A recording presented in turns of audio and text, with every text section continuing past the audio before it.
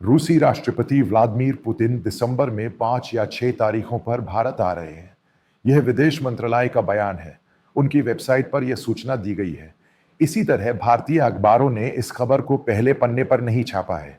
यह अभी नहीं हुआ है। यह लगभग 6-7 महीने पहले हुआ था। हमारे ऑपरेशन सिंदूर से पहले एक सुनियोजित ऑपरेशन हुआ था। ऑपरेशन सिंदूर के बाद अमेरिका के साथ टैरिफ संबंधी मुद्दे उठे। उसके बाद भारतीय एनएसए अजीत डोभाल रूस जा रहे हैं, जयशंकर जा रहे हैं वगैरह। बातचीत के बाद रूसी राष्ट्रपति की यात्रा पक्की हो गई है। इन सभी यात्राओं की पुष्टि के बाद वैश्विक स्तर पर और वैश्विक भू राजनीति में भारत के सामने आई समस्याओं और कुछ बड़े बदलावों पर चर्चा हुई। आइए देखें कि क्या हुआ। अमेरिकी दंडात्मक टैरिफ सहित 50% आने से पहले ही यह सौदा हो गया था। रूसी राष्ट्रपति यहां आ रहे हैं। भारत द्वारा कच्चा तेल खरीदने का मुद्दा वैश्विक हो गया और इससे पहले कि कोई मुद्दा उठता, वैश्विक स्तर पर रूसी राष्ट्रपति की यात्रा पक्की हो जाती है और फिर भारतीय प्रधानमंत्री चीन जाते हैं और शी जिनपिंग और पुतिन से मिलते हैं। इन घटनाओं के कारण यह मुद्दा संयुक्त राज्य अमेरिका और यूरोपीय देशों में फिर से एक समस्या बन गया है।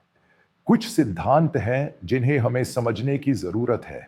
आप जानते हैं, चीनी राष्ट्रपति के जाने के बाद अमेरिका में H-1B वीजा का मुद्दा भारत के लिए एक बड़ा झटका साबित हुआ। इसलिए इसकी गति में कोई बड़ा बदलाव नहीं आया है। आपने सोशल मीडिया पर देखा कि अमेरिका में काम करने वाली एक लड़की नौकरी की तलाश में थी, लेकिन उसे नौकरी नहीं मिल रही थी। एक दृश्य है जहां वह भारत लौट रही है। यह सोशल मीडिया पर एक बड़ी लहर बन गया, क्योंकि इसी तरह कई लोगों ने संकेत दिया है कि वे बिना नौकरी मिले और बिना अपने H-1B वीजा का नवीनीकरण कराए भारत जा रहे हैं, क्योंकि हो सकता है कि सब कुछ छोड़कर काम पर जाकर अमेरिकी जीवन और अमेरिकी सपने के बाद वापस लौटने का कोई रास्ता हो। दूसरी बात यह है कि भारत के व्यापार मंत्री पीयूष गोयल भारत अमेरिका व्यापार को सुलझाने के लिए अमेरिकी व्यापार सचिव के साथ अंतिम चरण की बातचीत करने अमेरिका गए थे, लेकिन उसका भी कोई नतीजा नहीं निकला है। वह भी अभी तक अटका हुआ है। वह खुद इन अमेरिकी निवेशकों को अमेरिका से भारत लाकर उनमें निवेश करने की कोशिश कर रहे हैं। यह शून्य था और वे खाली हाथ लौटे। एक और महत्वपूर्ण बात यह है कि उसी समय यूरोपीय संघ के नेता उनका व्यापार दल भारत के साथ बातचीत करने भारत आया था। उनकी एक ही मांग थी, रूस के साथ कच्चे तेल का व्यापार बंद कर दिया जाए। अगर ऐसा है तो वे यूरोपीय देशों के साथ व्यापार दोगुना या तिगुना करने को तैयार है। इसी तरह वे चीन के साथ व्यापार कम करने और भारत के साथ व्यापार बढ़ाने को तैयार है। वे ज्यादा भारतीयों को वीजा देने को तैयार है। यह सब एक तरफ हो रहा है। इसके साथ ही एक और घटना घट रही है। दिसंबर में नहीं बल्कि अक्टूबर में मलेशिया के कुआलालंपुर को कलामपुर के नाम से भी जाना जाता है। वहां एशियाई सम्मेलन हो रहा है। इसे एशियाई सम्मेलन शिखर सम्मेलन कहा जाता है। मलेशियाई राष्ट्रपति ने अमेरिकी राष्ट्रपति को मुख्य अतिथि के रूप में आमंत्रित किया है। यह तय है कि भारतीय प्रधानमंत्री इसमें भाग लेंगे, लेकिन अमेरिकी राष्ट्रपति इसमें भाग नहीं लेंगे। भाग लेंगे या नहीं, यह अभी तय नहीं हुआ है। यह भी वहीं अटका हुआ है।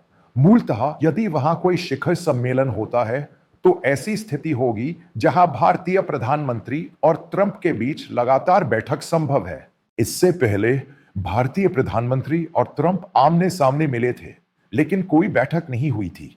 यह कनाडा में G7 शिखर सम्मेलन में हुआ था। मैंने पहले कहा था कि अमेरिकी राष्ट्रपति ने भारतीय प्रधानमंत्री को पूरी तरह से नजरअंदाज कर दिया। आपको भारतीय प्रधानमंत्री द्वारा कही गई एक बात याद होगी। अमेरिकी राष्ट्रपति ने पूछा था, आप यहां तक आए हैं तो कृपया अमेरिका आइए और फिर भारत वापस चले जाइए। मित्रों, मैं आपको एक बात बता सकता हूं। जब आप इसे देखते हैं तो एक प्रश्न उठता है जो आप पूछ सकते हैं। मैं आपको ठीक ठीक बताऊंगा। भारतीय प्रधानमंत्री और अमेरिकी राष्ट्रपति भारत और अमेरिका के बीच कूटनीतिक विवाद अभी तक सुलझा नहीं रहे।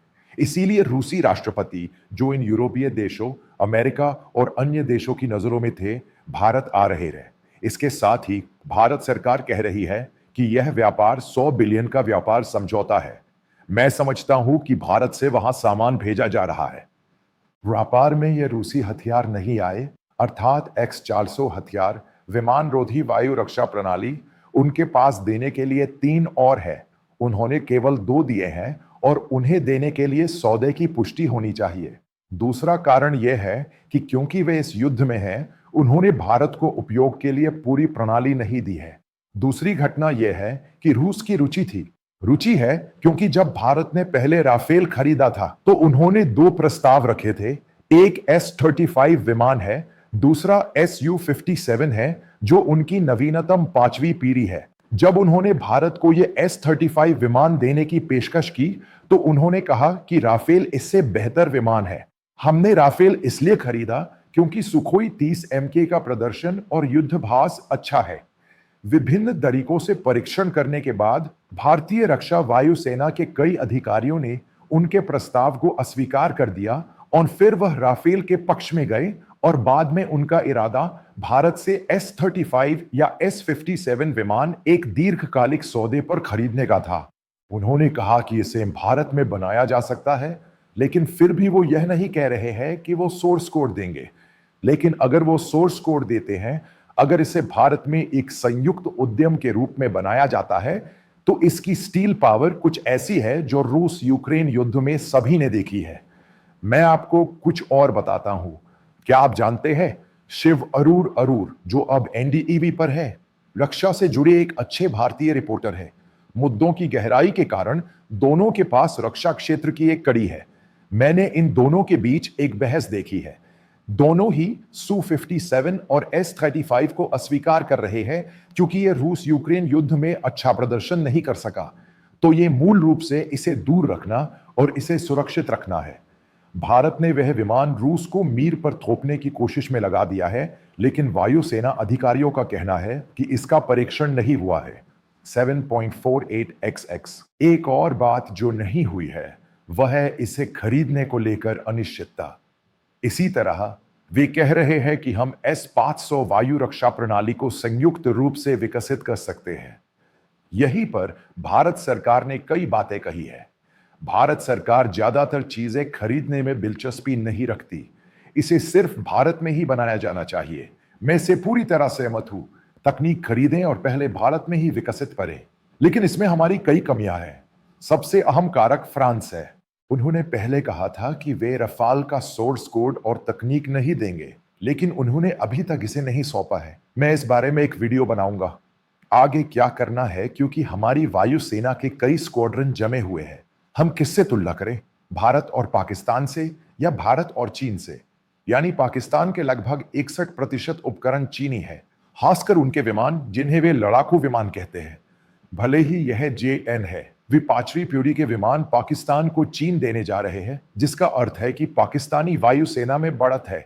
यह एक ऐसा तथ्य है जो सभी जानते हैं। ऐसे में रूसी राष्ट्रपति भारत आते हैं और यह अमेरिकी प्रतिबंध, जिसका अर्थ है कि हमारा इरादा हर खंड का नहीं बल्कि टैरिफ का लिया जाना चाहिए। H-1B का ताजा मामला फिल्मों पर लगने वाला 100% टैरिफ है, जिसका अर्थ है कि भारत हॉलीवुड फिल्मों से ज्यादा फिल्में बनाता है, चाहे वो हिंदी हो, तेलुगु हो, तमिल हो या मलयालम हो। विशेषज्ञों का कहना है कि इसके ऊपर लगने वाला टैरिफ भारतीय फिल्म उद्योग के मुनाफे को लगभग 30 से 40% तक कम कर देगा।